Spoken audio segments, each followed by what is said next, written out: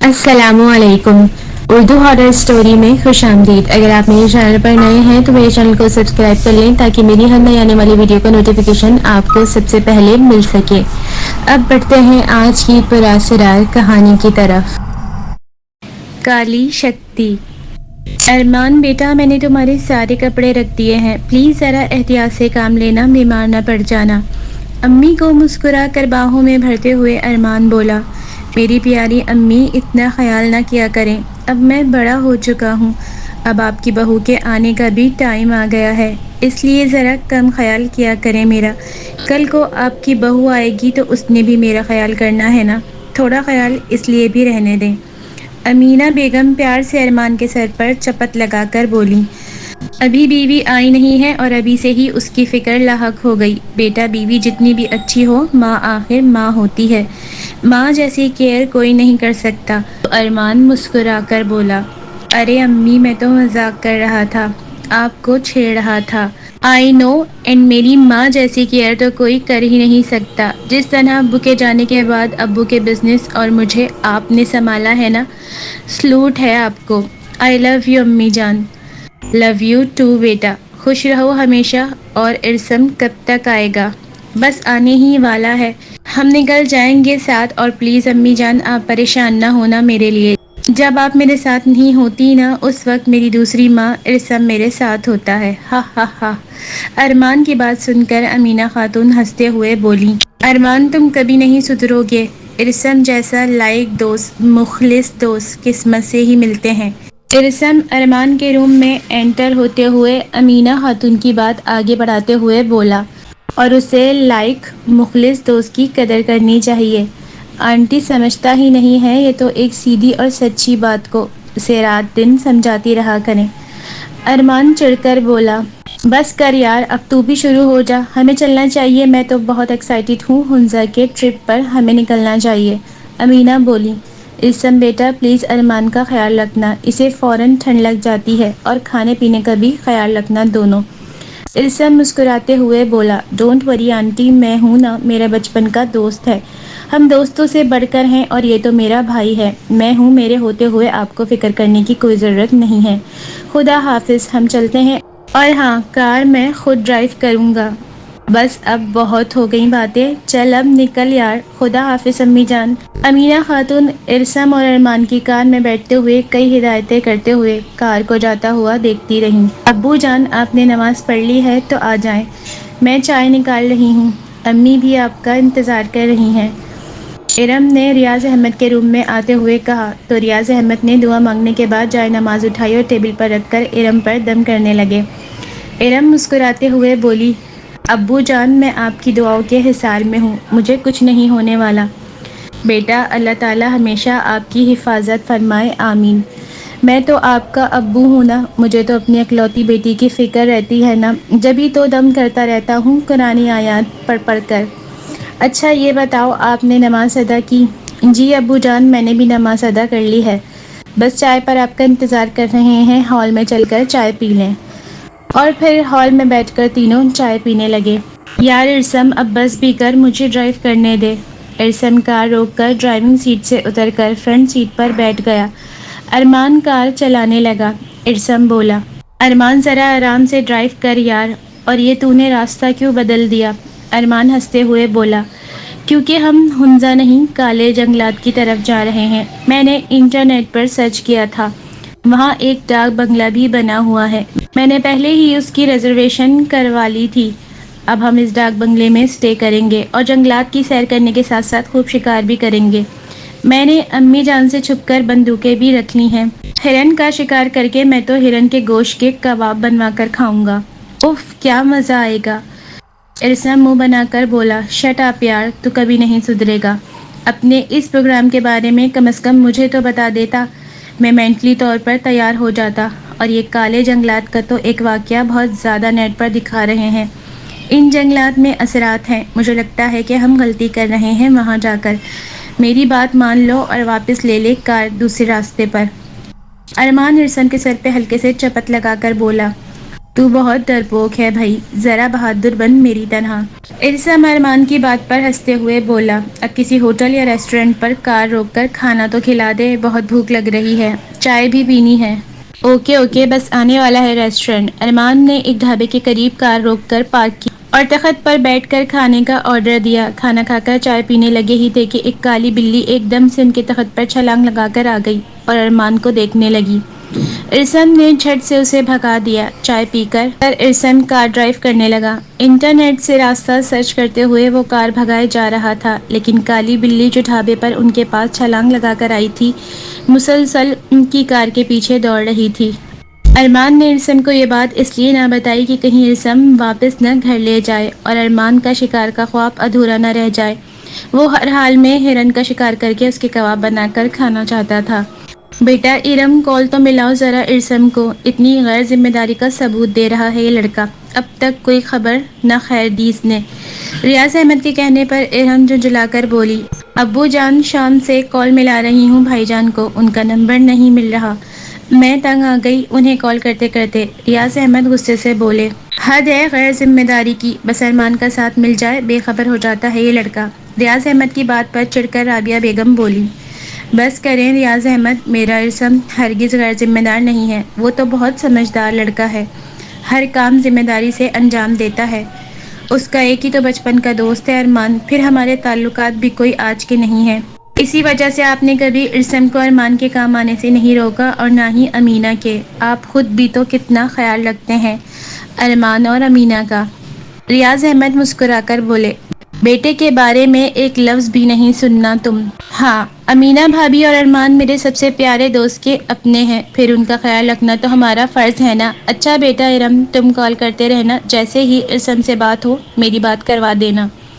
جی ٹھیک ہے ابو جان۔ انٹرنیٹ سے راستہ سرچ کرتے ہوئے آخرکار ارمان اور ارسم ڈاک بنگلے میں پہنچ گئے۔ شام اب رات میں تبدیل ہو چکی تھی۔ ڈاک بنگلے کا بڑا سا لوہے کا گیٹ ایک سیاہ رنگ کے آدمی نے کھولا اور اندر آنے کا اشارہ کیا۔ ارسم کار بنگلے کے اندر لے گیا۔ چاروں طرف درخت ہی درخت تھے، زمین پر خشک پتے بکھرے ہوئے تھے، ہوائیں مزید تیز ہونے لگی تھیں۔ سیاہ رنگ کے آدمی نے گیٹ بند کر کے کار کی طرف بھاگتا ہوا آیا اور پیچھے سے ارمان کے سامنے تیزی سے آ گیا۔ ارمان ڈر گیا۔ ارمان کو ڈرتا ہوا دیکھ کر ارسم ہنستا ہوا بولا، کسی ہارر فلم کے بنگلے کی طرح لگ رہا ہے، اوپر سے واچ مین صاحب کی انٹری بھی اتنی اچانک ہارر تھی کہ ڈر لگتا ہے۔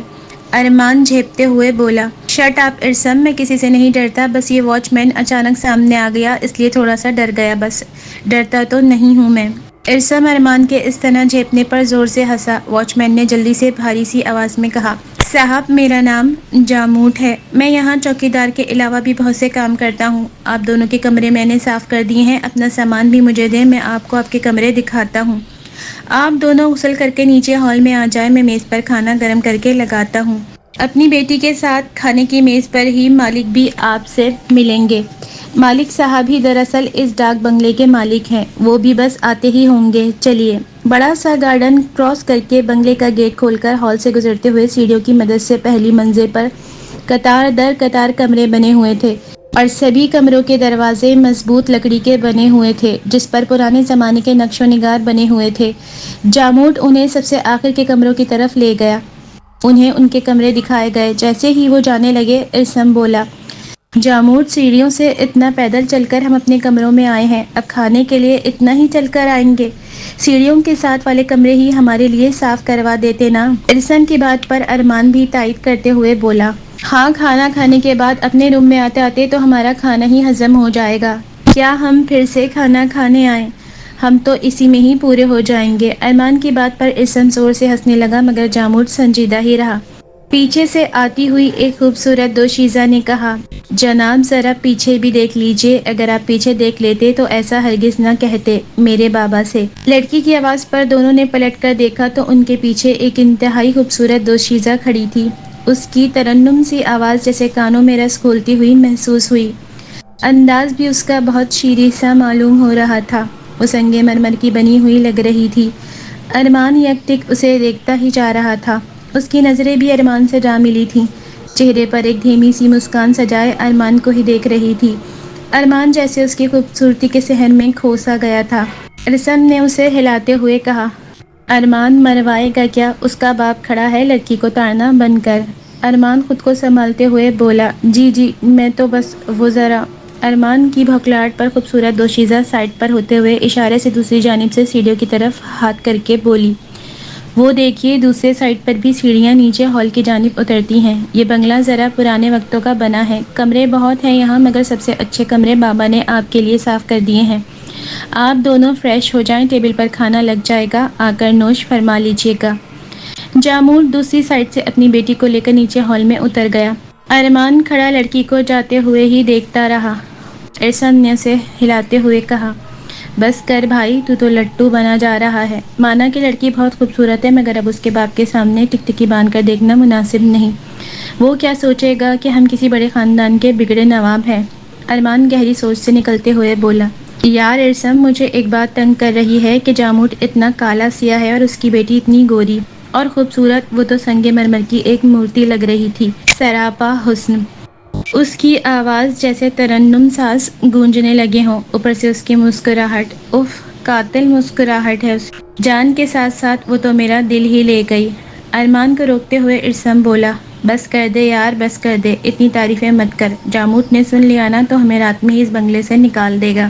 بہت بھوک لگ رہی ہے، میں تو فریش ہونے جا رہا ہوں اور تو بھی فریش ہو کر ڈائننگ ٹیبل پر پہنچ۔ دونوں فریش ہو کر ڈائننگ ٹیبل پر پہنچے۔ طرح طرح کے کھانے ٹیبل پر سجے ہوئے تھے، خوشبو سے مزید بھوک میں اضافہ ہو رہا تھا۔ ارسم اور ارمان بغیر مالک صاحب کا انتظار کیے کھانے پر ٹوٹ پڑے اور مزے سے کھانے لگے۔ آج دونوں نے کچھ ضرورت سے ہی زیادہ کھا لیا تھا۔ خوبصورت دوشیزہ نے قہوہ رکھ کر پیالیوں میں نکالا، ارسم کے سامنے پیالی رکھ دی جبکہ ارمان کو اپنے ہاتھوں سے پیش کیا۔ ارمان پھر اس کی آنکھوں میں دیکھنے لگا۔ نظریں ملانے کے بعد دونوں ہی جیسے دنیا سے بے خبر ہو گئے ہوں۔ مالک صاحب بناوٹی کھانستے ہوئے ان کے پاس آ کر بولے، میں ہوں مالک، اور ڈاک بنگلے کا مالک بھی میں ہی ہوں۔ مجھے خوشی ہوئی کہ آپ دونوں ہمارے اس بنگلے میں آئے۔ امید ہے کہ جاموٹ اور ہماری نیلم بیٹی آپ کا بھرپور خیال رکھیں گے۔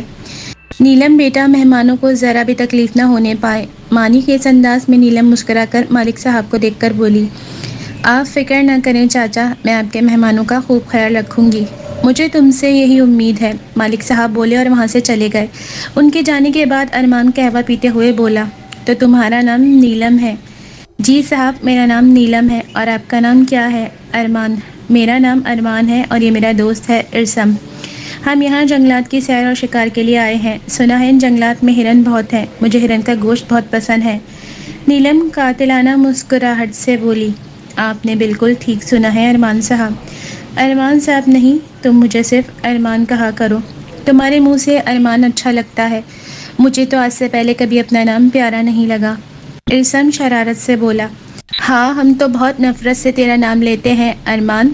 ارمان چڑھ کر بولا، تو چپ کر، مجھے نیلم سے بات کرنے دے۔ نیلم مسکراتے ہوئے بولی، رات بہت ہو گئی ہے، آپ دونوں کو آرام کرنا چاہیے، شب بخیر۔ السلام علیکم ریاض بھائی، اتنی رات گئے آپ کو کال کرنے کے لیے بہت معذرت، مگر میں پریشان ہو رہی تھی۔ ارمان اور ارسم کی کال تک نہیں آئی، ان کی خیریت تک پتہ نہیں چلی۔ کیا آپ کی ارسم سے بات ہوئی؟ امینہ کے رات میں کال کرنے سے ریاض احمد بھی پریشان سے ہو گئے۔ امینہ کو جواب دیتے ہوئے بولے، امینہ بھابھی وعلیکم السلام، آپ پریشان نہ ہوں، میری ارسم سے بات ہوئی تھی، بہت زیادہ سگنل کا ایشو ہے وہاں، پھر بچے تھک بھی گئے ہیں تو کل بات کرنے کا کہا ہے۔ دونوں بچے بخیریت پہنچ گئے ہیں، آپ فکر نہ کریں، کل ارمان آپ کو کال کرے گا۔ امینہ مطمئن ہوتے ہوئے بولی، شکر ہے خدا کا، آپ سے دونوں بچوں کی خیریت معلوم ہو گئی۔ اچھا پھر سے معذرت، آپ آرام کریں، خدا حافظ۔ معذرت کی کوئی بات نہیں بھابھی، چلیں آپ بھی آرام کریں، خدا حافظ۔ ریاض احمد بولے۔ ارسم ریاض احمد سے مختصر سی بات کر کے اپنے روم کے بیڈ پر لیٹتے ہی سو گیا تھا، جبکہ ارمان بیڈ پر لیٹا نیلم کے بارے میں ہی سوچ رہا تھا۔ نیلم اس کے حواس پر چھا گئی تھی۔ نیلم کی بڑی بڑی جھیل جیسی آنکھوں میں ارمان ڈوب سا گیا تھا۔ ابھی وہ نیلم کے سراپا حسن میں ہی گم تھا کہ اچانک اسے بیڈ پر کسی کی موجودگی کا احساس ہوا۔ جیسے ہی ارمان نے کروٹ لے کر دیکھا تو وہ کالی بلی جو دن میں ڈھابے پر اچانک سے ان کے تخت پر آن دھمکی تھی، پھر وہی کالی بلی ان کے پیچھے راستے بھر ساتھ ساتھ دوڑی ہوئی آئی تھی۔ اب وہ ارمان کے بیڈ پر اس کے برابر میں لیٹی ہوئی آرام فرما رہی تھی۔ ارمان یہ دیکھ کر غصے میں آ گیا۔ وہ اسے بھگاتے ہوئے بولا، حد ہے یار، یہ تو وہی کالی بلی ہے میرے برابر میں، میرے ہی بیڈ پر پاؤں پھیلا کر لیٹی ہوئی آرام فرما رہی ہیں میڈم۔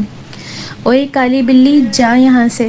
وہ کالی بلی اس طرح سے حکم کی بجا آوری لائی کہ ارمان حیران ہو گیا۔ کمرے کی کھڑکی سے باہر درخت میں کہیں غائب ہو گئی۔ ارمان مسکرا کر خود کلامی کر کے بولا، واہ بھائی، یہ بلی تو بہت سمجھدار ہے، فوراً میری بات سمجھ کر چلی گئی۔ ارمان نے مسکراتے ہوئے کھڑکی بند کی اور بیڈ پر لیٹتے ہی سو گیا۔ ریاض احمد رات کے تیسرے پہر اچانک خواب میں ڈر کر بیدار ہوئے تو کمرے کی لائٹ آن کر کے سرہانے رکھا جگ دیکھا تو وہ خالی ہو چکا تھا۔ رابعہ بیگم لائٹ آن ہونے سے بیدار ہو کر ریاض احمد کو پریشان دیکھ کر بیٹھتے ہوئے بولی، کیا ہوا ریاض احمد، اس طرح بیٹھے کیوں ہو، سب خیریت ہے نا؟ نہیں رابعہ، اچانک آنکھ کھل گئی تھی، حلق خشک ہونے لگا تھا، میں اپنے عبادت کرنے والے کمرے میں جا رہا ہوں، وہاں اپنے اللہ کی عبادت کرنا چاہتا ہوں، تم سو جاؤ۔ ریاض احمد کی بات سے رابعہ مطمئن نہ ہو سکی مگر لائٹ آف کر کے سو گئیں۔ ریاض احمد اپنی عبادت والے کمرے میں عبادت میں مشغول ہو گئے۔ ارے امی جان، آپ خفا کیوں ہو رہی ہیں؟ ہم سفر میں اس قدر تھک گئے تھے کہ بس کھانا کھاتے ہی سو گئے، اس لیے میں آپ کو کال نہیں کر سکا، پلیز معاف کر دیں۔ ارمان کی بات کا جواب دیتے ہوئے موبائل پر امینہ بولی، تمہیں پتہ ہے نا ارمان، میں تمہارے لیے کس قدر فکر مند رہتی ہوں، تم بہت کیئرلیس ہو، اب ہر روز مجھے کال کر کے اپنی خیریت بتاتے رہنا، سمجھے تم؟ جو حکم امی جان۔ ارمان بولا، اچھا اب زیادہ مکھن مت لگاؤ، اور ہاں کھانا ٹائم پر کھانا، گھومنے پھرنے میں اپنی صحت کو نہ بھول جانا، سمجھے تم؟ بہت اچھی طرح سمجھ گیا امی جان، اچھا میں آپ کو اب کل کال کروں گا، ابھی میں ارسم کے ساتھ وزٹ پر جا رہا ہوں۔ ارمان کی بات سن کر امینہ نے کہا، خدا حافظ بیٹا۔ نیلم کو اپنے پاس آتا دیکھ کر ارمان اس کی آنکھوں کے سحر میں ڈوبتے ہوئے بولا، اگر تم برا نہ مانو تو ایک بات پوچھوں؟ نیلم اس بات میں سر ہلاتے ہوئے گارڈن میں پڑے جھولے پر سوار ہو کر جھولا جھولنے لگی۔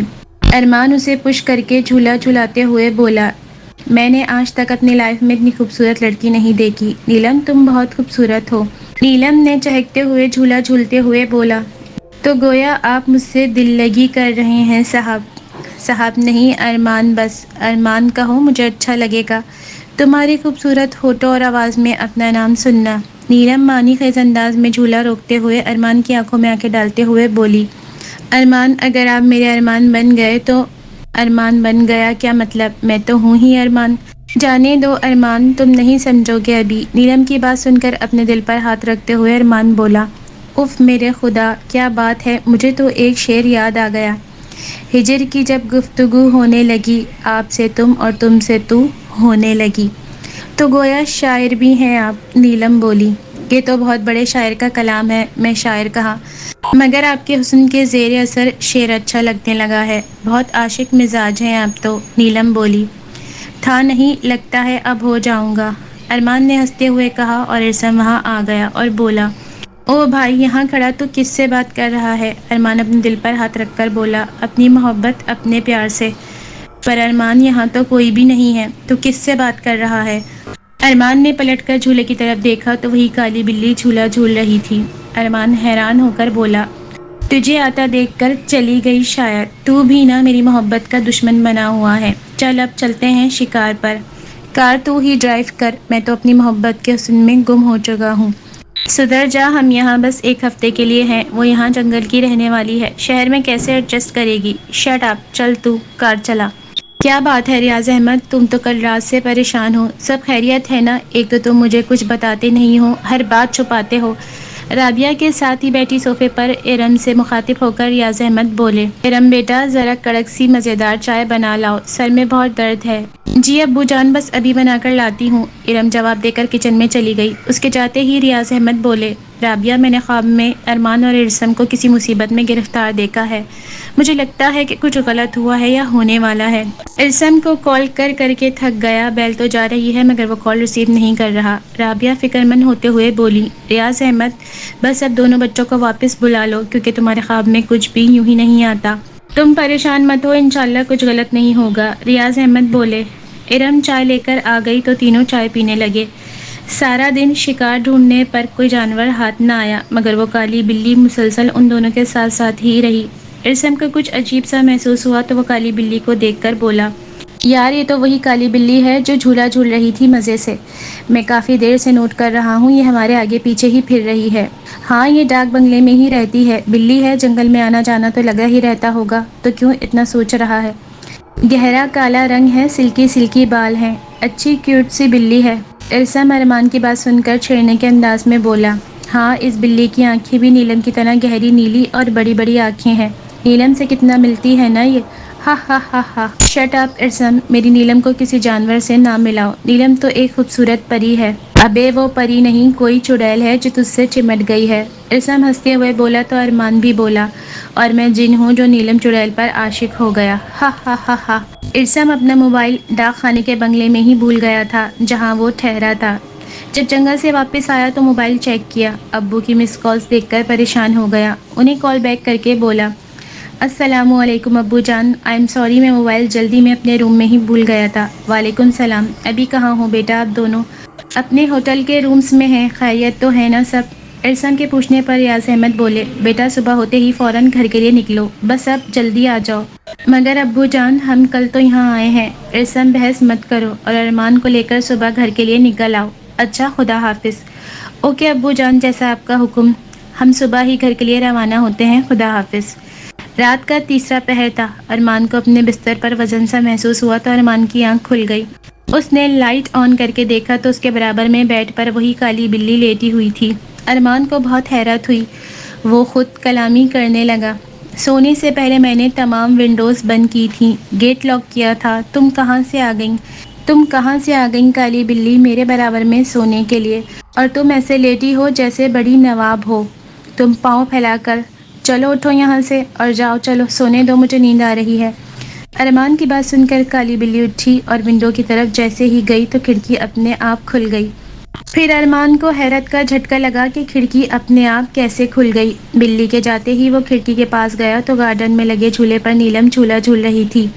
ارمان کو مزید حیرت ہوئی کہ رات کے 3 بجے کے وقت نیلم گارڈن میں درختوں کے جھنڈ میں لگے جھولے پر بیٹھی ہے. نیلم نے نظریں اٹھا کر ارمان کی طرف دیکھا. ارمان کی نیلم سے نظریں ملتے ہی وہ بے قرار سا ہو گیا اور اس کے قدم اپنے آپ روم سے باہر سیڑھیاں اترتے ہوئے گارڈن میں نیلم کی جانب بڑھنے لگے. نیلم کے پاس آ کر ارمان بولا. نیلم تم اتنی رات میں اس وقت درختوں کے بیچ جھولے میں بیٹھی ہو، تمہاری طبیعت تو ٹھیک ہے نا؟ مجھے نیند نہیں آ رہی تھی اس لیے یہاں آ گئی. مجھے جھولا جھولنا اچھا لگتا ہے اور پتہ نہیں کیوں میرا دل کہہ رہا تھا تم بھی نہیں سوئے ہوگے اور میرے پاس آ جاؤ گے. ارمان جھولے پر نیلم کے برابر میں بیٹھتے ہوئے بولا. بڑا یقین ہے تمہیں مجھ پر. برسوں سے تمہارا انتظار کیا ہے میں نے. ارمان اس بات کو تم کبھی نہیں سمجھو گے.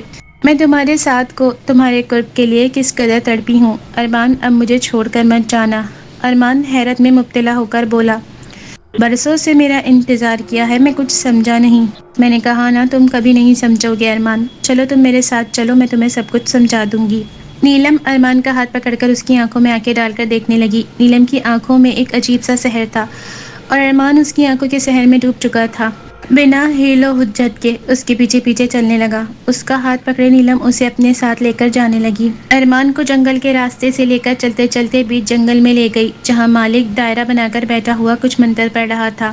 ہون کی آگ سلگائے جا رہا تھا. بلند آواز میں کچھ منتر پڑھتے پڑھتے نیلم کو دائرے کے باہر ارمان کا ہاتھ پکڑے کھڑا دیکھ کر کچھ پڑھنے کے بعد بولا. نیلم ارمان کو دائرے کے اندر لے آؤ اور ہون کے سامنے بیٹھ جاؤ اسے لے کر. مالک صاحب کی بات سن کر نیلم دائرے کے اندر ارمان کو لے کر بیٹھ گئی.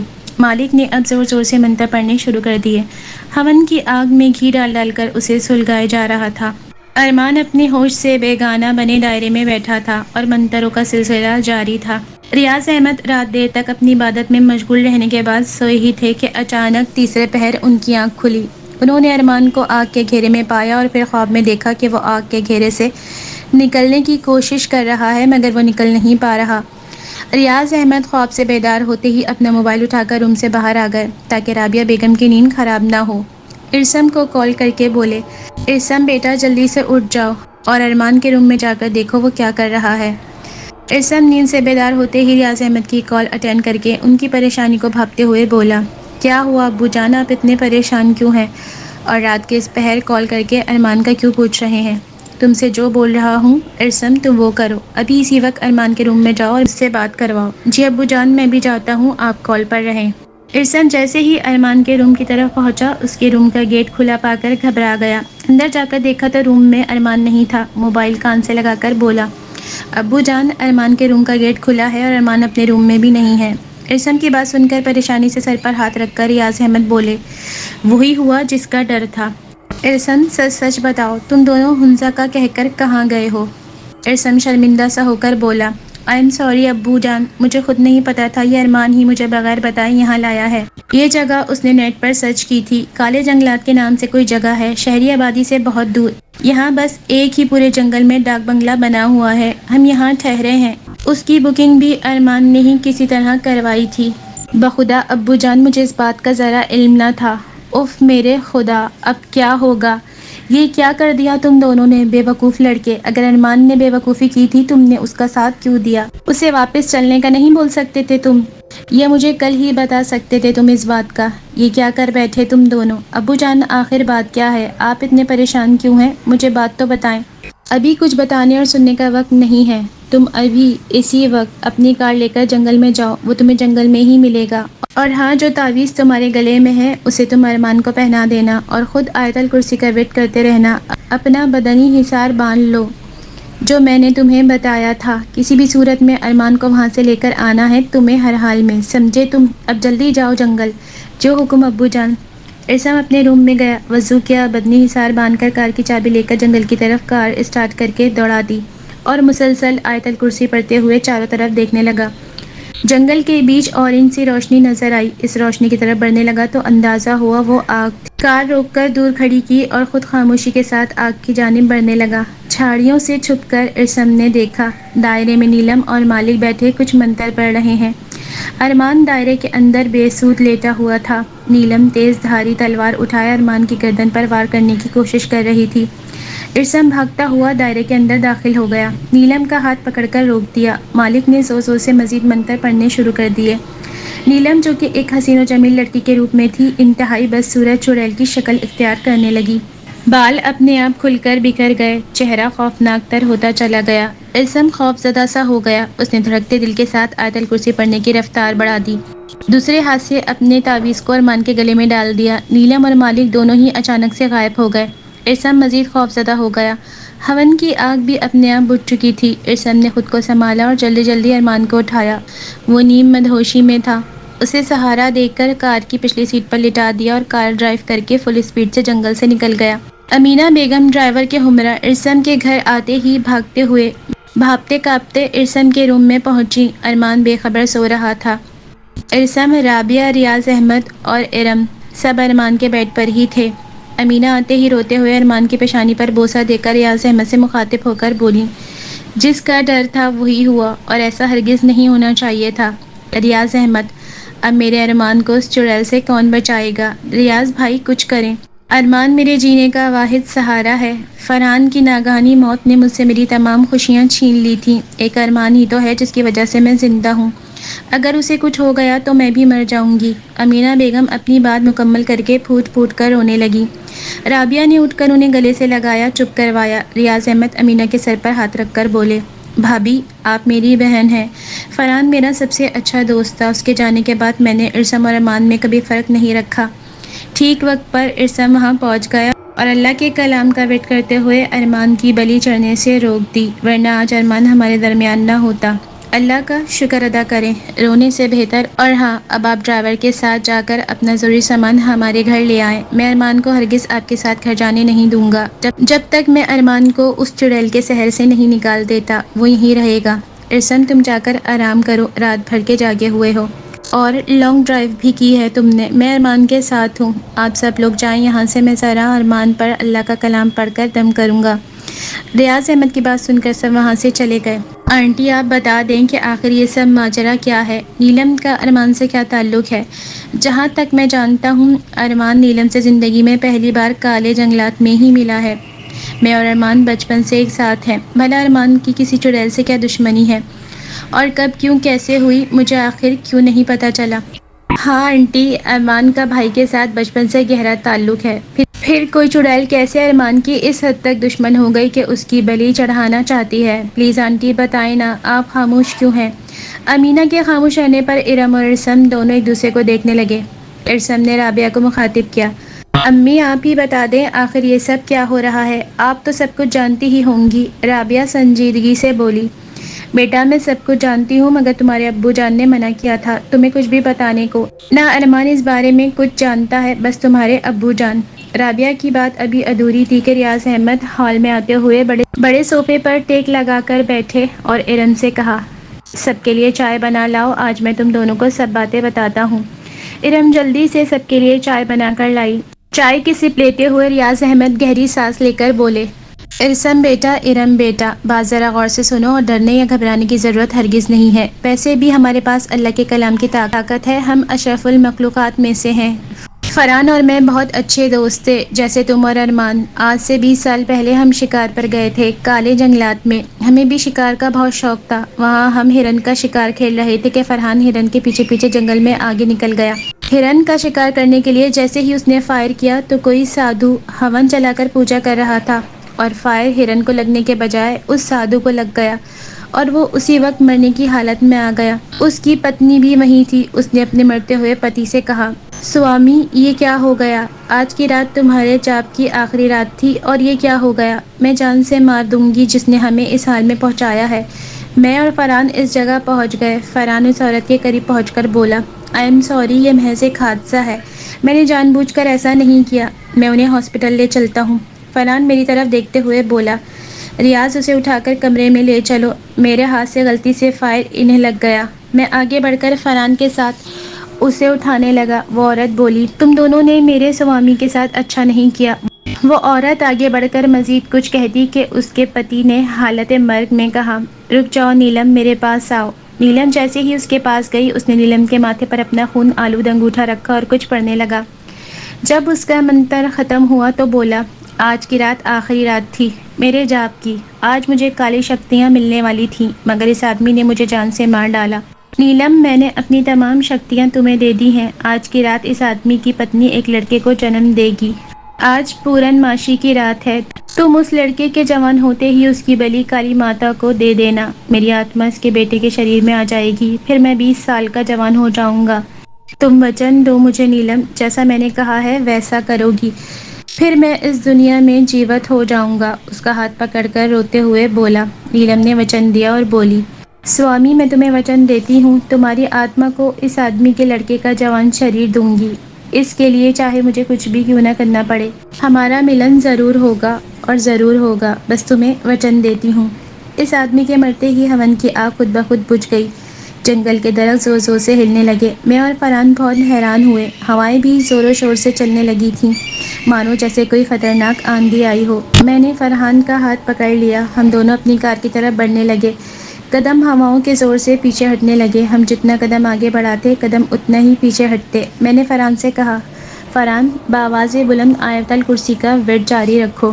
پھر میں اور فرحان بآواز بلند آیت الکرسی پڑھنے لگے۔ کچھ ہی دیر میں وہ آندھی تو رک گئی۔ ہم نے نیلم اور اس کے شوہر کو دیکھا، وہاں کوئی نہ تھا۔ ہم نے وہاں سے گھر آتے ہی عافیت جانی کہ رات ٹھیک 12 بجے فرحان کے ہاں ولادت ہوئی۔ ہم دونوں حیران تھے کہ لڑکا ہی پیدا ہوا ہے۔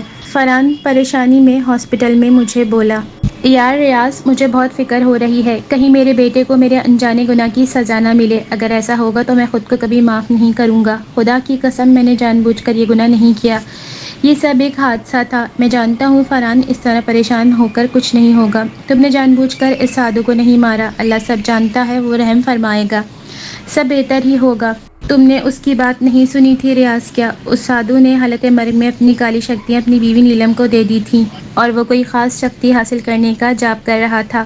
مجھے اپنی کوئی فکر نہیں ہے ریاض، فکر ہے تو اپنے بیٹے کی، جو ابھی اس دنیا میں آیا ہے۔ آتے ہی موت کی تلوار اس کے سر پر لٹک گئی۔ فرحان تم فکر نہ کرو، کچھ نہیں ہوگا تمہارے بیٹے کو، ہم مل کر مقابلہ کریں گے اس نیلم سے۔ میں فرحان کو تسلیاں دیتا رہا مگر فکر مند بھی بہت تھا، کیونکہ جو کچھ جنگل میں ہوا اس کے بعد نیلم اور سادھو کی باتوں کو معمولی سمجھنے کی غلطی کرنا بے وقوفی تھی۔ چند مہینے گزرے تھے کہ فرحان مستقل پریشان رہنے لگا تھا۔ امینہ بھابھی پر یہ حقیقت آشکار ہو گئی تھی، ساتھ ہی ارسم تمہاری امی پر بھی۔ میں اور فرحان نے ان دونوں سے وعدہ لیا تھا کہ کسی بھی حالت میں یہ بات اپنی زبان پر نہیں لائیں گے۔ نیلم نے غصے اور جلال میں پورے 1 سال بعد فرحان کو مار ڈالا۔ ہم چاہ کر بھی اس کا کچھ نہیں بگاڑ سکے۔ اس نے ہماری آنکھوں کے سامنے فرحان کو اس کے گھر ہی میں مار ڈالا۔ فرحان نے ہم تینوں کے سامنے تڑپ تڑپ کر اپنی جان دے دی۔ میں نے پولیس کو بلایا تو نیلم نے کچھ اس طرح کے منتر پڑھے کہ تلوار غائب ہو گئی۔ فرحان کے جسم سے نکلنے والا خون بھی غائب ہو گیا۔ پولیس نے پوسٹ مارٹم کروایا تو موت کی وجہ دل کا اچانک بند ہو جانا بتایا گیا۔ ہم تینوں بے حد حیران تھے جو ہماری آنکھوں نے دیکھا۔ اب ہم تینوں کو فرحان کے جانے کے بعد ارمان کی فکر لاحق ہو گئی۔ بس یہی وجہ تھی کہ ہم سب ارمان کی اتنی فکر کیوں کرتے ہیں۔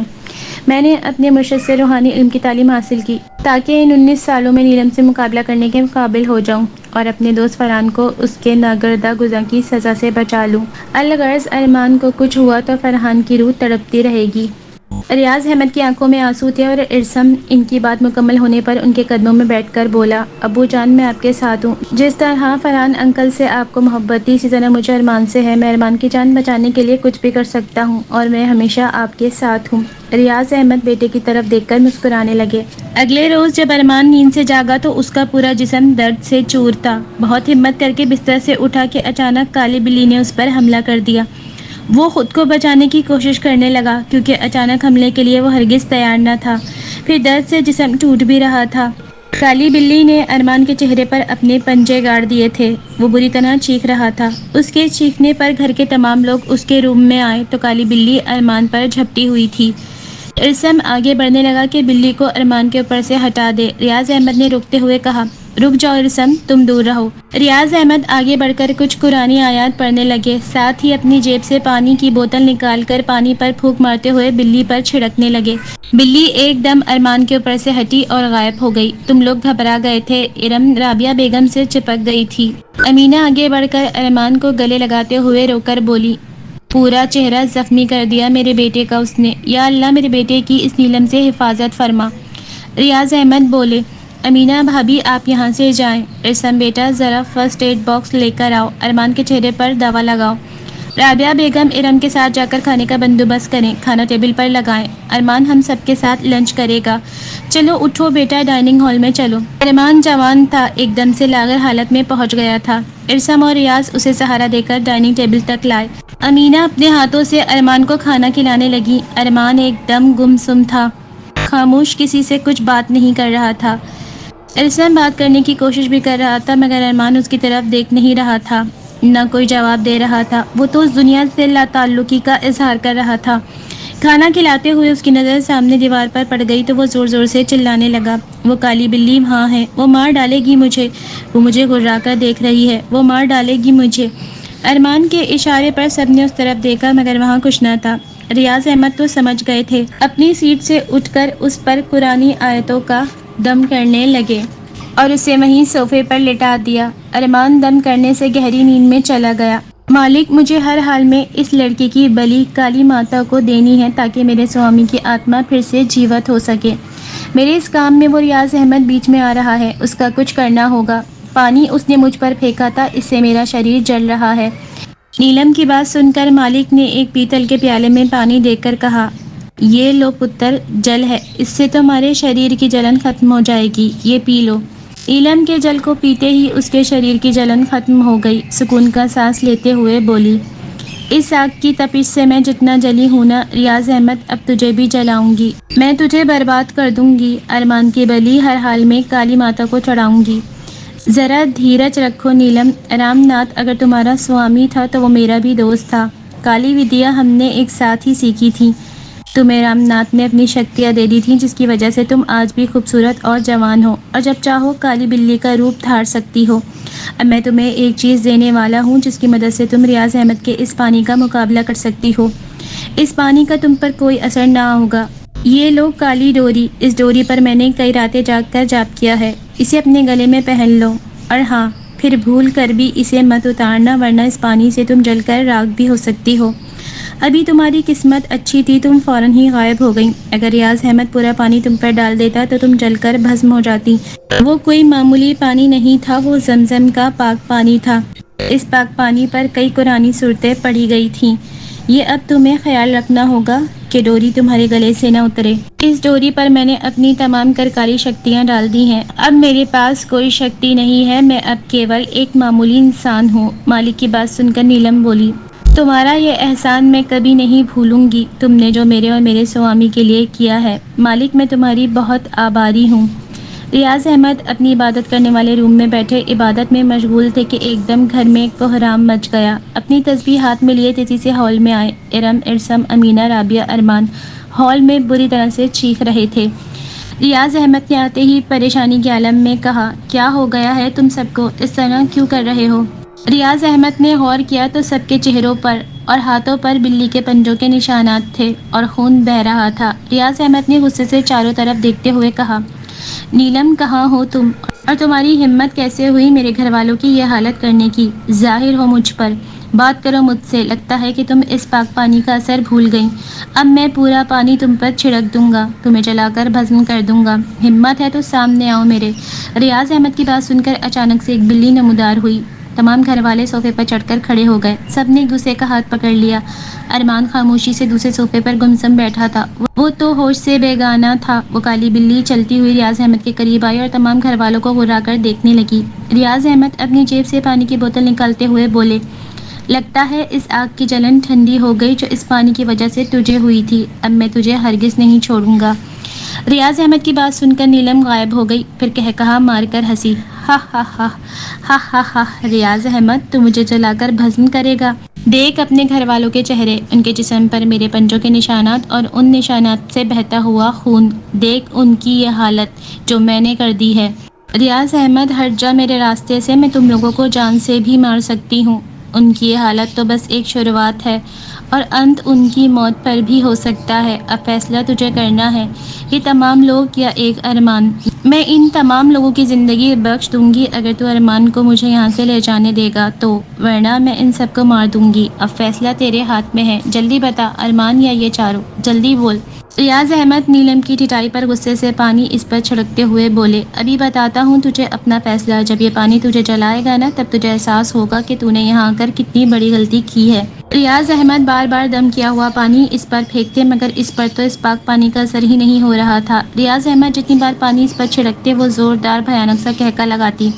اس کے کہکے کی آواز اتنی زوردار اور بھیانک تھی کہ ماحول مزید خوفناک سے خوفناک تر ہوتا چلا جا رہا تھا۔ ارسم ان تینوں کو گلے لگا کر تسلی دے رہا تھا۔ ارمان کا تو خوف کے مارے برا حال تھا۔ اب تو ریاض احمد بھی پریشان ہو گئے تھے کہ آخر پانی کا اثر نیلم پر کیوں نہیں ہو رہا۔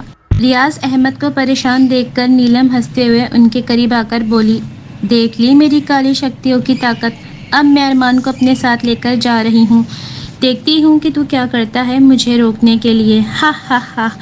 نیلم نے اپنے ناخون کا وار ریاض احمد پر اچانک سے کیا۔ ریاض احمد اس کے لیے ہرگز تیار نہ تھا۔ ہاتھ کی خراشوں سے خون بہت زیادہ بہنے لگا۔ وہ تکلیف سے تڑپنے لگے۔ نیلم ارمان کے قریب گئی، اس کا ہاتھ جیسے ہی پکڑا تو وہ دونوں غائب ہو گئے اور سب چیختے رہ گئے۔ مالک، اب میں کوئی اڑچن برداشت نہیں کروں گی، تم ہون کی اگنی جلاؤ اور اس لڑکے کی بلی چڑھانے کی تیاری کرو۔ کالی ماتا کی مورتی کے سامنے ہم آج ہی اس لڑکے کی بلی چڑھا دیں گے تاکہ رام ناتھ کی آتما اس کے شریر میں داخل ہو جائے اور میرے سوامی رام ناتھ پھر سے جیوت ہو جائیں۔ نیلم کی بات سن کر مالک بولا، نیلم تم بھول رہی ہو، ابھی رات کے 7 بجے ہیں اور ہم اپنی پوجا رات 12 بجے ہی شروع کر سکتے ہیں۔ میں پھر بھی ہون میں لکڑیاں رکھ دیتا ہوں، گھی بھی رکھ دوں گا، لیکن پوجا تو رات ہی شروع ہو سکتی ہے، تمہیں 12 بجنے کا انتظار کرنا ہوگا۔ مالک کی بات سن کر ہاتھ پر ہاتھ مار کر نیلم بولی، انتظار ہی تو نہیں ہوتا، اتنے ورشوں تک اپنے سوامی رام ناتھ کی جدائی سہی ہے اور چند گھنٹے کا انتظار بھاری لگ رہا ہے۔ ابو جان، آپ کے ہاتھ سے بہت خون بہہ گیا ہے، آپ اس نیلم کا مقابلہ کیسے کر سکتے ہیں؟ پھر اتنی کمزوری بھی ہو گئی ہے آپ کو۔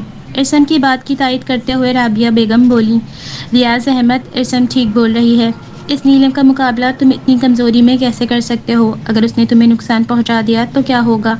ہم سب تمہارے بغیر ادھورے ہیں۔ ریاض احمد، خدا کے لیے اپنے ساتھ ساتھ ہم پر بھی رحم کرو۔ امینہ خاموشی سے ایک کونے میں کھڑی رو رہی تھی۔ ریاض احمد نے امینہ کی طرف دیکھا اور ان کے پاس جا کر سر پر ہاتھ رکھ کر بولے، امینہ بھابھی، آپ صرف میری بھابھی ہی نہیں بہن بھی ہیں، اور ایک بھائی آپ سے وعدہ کرتا ہے کہ وہ اپنی بہن کے لخت جگر کو کچھ نہیں ہونے دے گا، بھروسہ رکھیں اپنے اس بھائی پر۔ امینہ روتے ہوئے بولی، ریاض بھائی، اس کام میں آپ کی جان کا خطرہ ہے، میں محض اپنی خوشی کی خاطر آپ کے بچوں سے ان کا باپ اور ایک بیوی سے اس کا شوہر نہیں چھین سکتی۔ اللہ نے چاہا تو ارمان کو کچھ نہیں ہوگا، اللہ ہی نگہبان ہے بس اب ارمان کا۔ اتنی جلدی ہمت ہار گئی آپ بھابھی؟ میں جانتا ہوں مجھے کیا کرنا ہے، ارمان کو میں کچھ نہیں ہونے دوں گا، بس آپ سب مل کر دعائیں کریں۔ ارسم تم میرے ساتھ چلو، کار نکالو، ہم ابھی جا رہے ہیں۔ اور ہاں ارم بیٹا، گیٹ اچھی طرح سے لاک کر لو، میں باہر سے گھر کا حصار باندھ کر جاؤں گا، کوئی بھی شیطانی طاقت ہمارے گھر کے اندر نہیں داخل ہو سکتی، بس تم تینوں میں سے کوئی بھی گھر سے باہر مت نکلنا۔ چلو بیٹا ارسم، ہمارے پاس وقت بہت کم ہے۔ رابعہ روتے ہوئے بولی، ریاض احمد تم خود تو جا رہے ہو، ساتھ میں میرے بیٹے کو بھی لے کر جا رہے ہو، جانے سے پہلے تمہیں ایک وعدہ کرنا ہوگا، تم ارسم اور ارمان تینوں صحیح سلامت جلدی واپس آؤ گے۔ رابعہ کی بات سن کر اس کے پاس آ کر ریاض احمد بولے، فکر مت کرو رابعہ بیگم، ہمیں کچھ نہیں ہوگا، اور ہاں میں تم سے وعدہ کرتا ہوں ہم تینوں بخیریت واپس آئیں گے، اور آتے ہی ارمان اور ارم کی شادی بہت دھوم دھام سے کروں گا انشاءاللہ۔ ارسم بیٹا کار ذرا تیز چلاؤ، ہمارے پاس بس 5 گھنٹے ہیں، جلدی، پہلے مجھے بزرگ حضرت صاحب کے پاس لے چلو۔ ریاض احمد کی بات سن کر کار کی سپیڈ مزید بڑھاتے ہوئے ارسم کار حضرت صاحب کے حجرے کے پاس لے گیا۔ وہاں پہنچ کر کار روکی، ریاض احمد اور ارسم دونوں حجرے میں داخل ہوئے۔ وہاں نورانی چہرے والے سفید داڑھی والے ایک بزرگ عبادت میں مشغول تھے۔ ریاض احمد اور ارسم ادب سے ان کے پاس جا کر بیٹھ گئے۔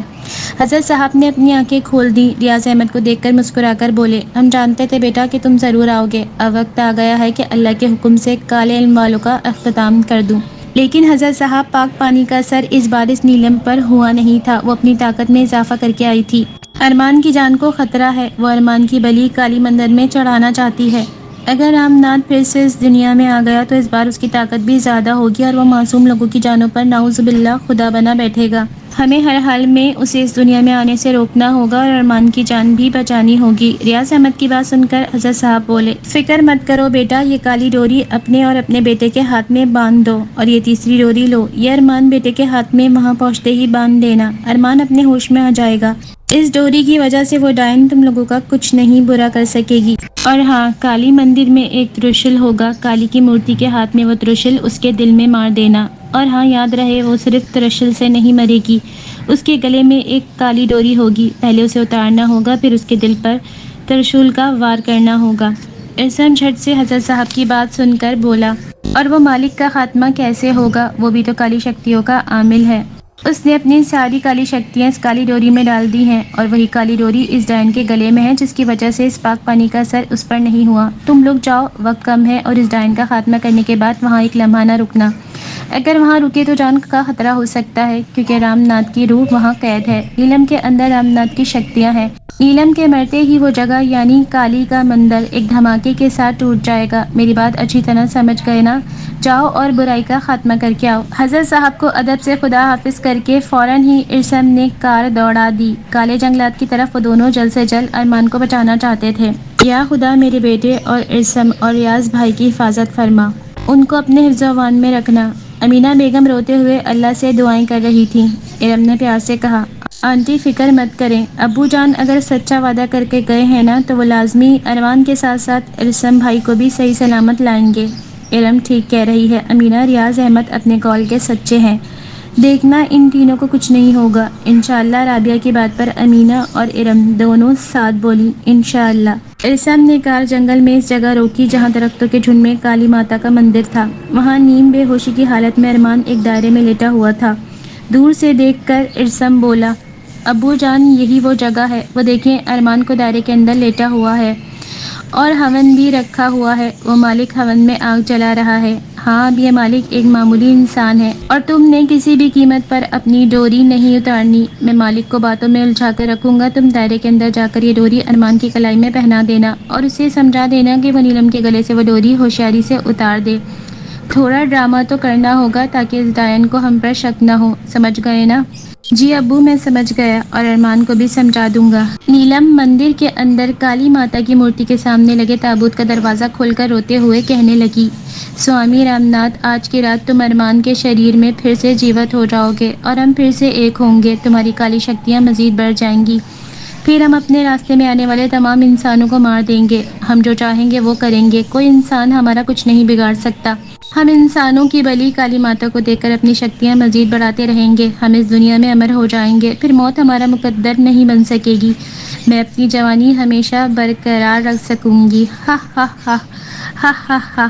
ایک طرف نیلم رام ناتھ کے ڈھانچے کے سامنے بیٹھی باتیں کر رہی تھی، دوسری طرف دائرے میں ارمان کو لیٹا پا کر مالک پوجا کی تیاری کر رہا تھا۔